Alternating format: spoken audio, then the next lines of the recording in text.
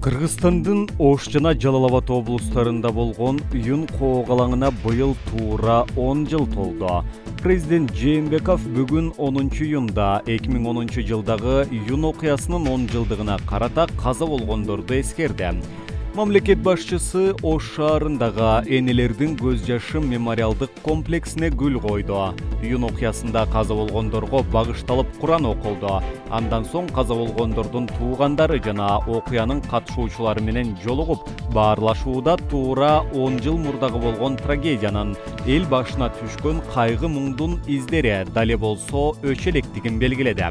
Чыр-чатакты чогуу токтотуп, тартипти калыбына келтирип, элдин тынч турмушун улантуу үчүн тикебизден тик турдук. Баары эсимде. Ал күндөрү жакынын жоготкон ар бир мекендешимдин арманын, силердин кайгы муңуңарды сезип, жүрөгүм менен кабыл алгам, деди Жээнбеков. Өлкө башчы улуттар арасындагы ынтымакты бекем сактоо маанилүү экенин эскертип, кыргызстандыктарга кайрылуу жасады. Белгилей кетсек, 2010 жылдын 10 июнунда Кыргызстандын түштүгү Ош жана Жалал Абад облустарынын аймактарында үйүн окуясы деп аталган улуттар аралык чыр чыккан. Окуя адам өлүмү менен коштолгон. Таласка көз тийдиби? 3 айдан бери Таласта коронавирус жуктурган бир да учур катталбай жатты эле. Бүгүнкүгө алынган маалымат боюнча Таласта алгачкы учур катталганын Саламаттыкты сактоо министрлиги билдирди.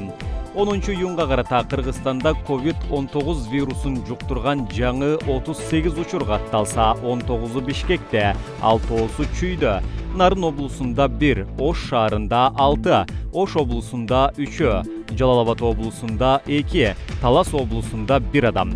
Ал эми республика боюнча оору жуктургандардын саны 2093-кө жетти. Өткөн сутка ичинде 2 бейтап COVID-19 инфекциясынан каза болду. Жалал Абад облустук ооруканасынан 1 бейтап, Панфилов жалпы дарыгерлер практикалык борборунан 1 бейтап каза болду. Ушуну менен Кыргызстанда жалпы көз жумгандардын саны 26 кишини түздү.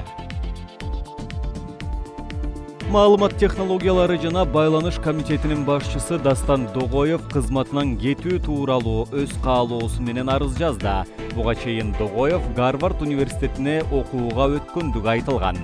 Азырынча буйрукка кол коюла элек. Ал бул кызматка 2019 жылдын 30 майында дайындалган болчу.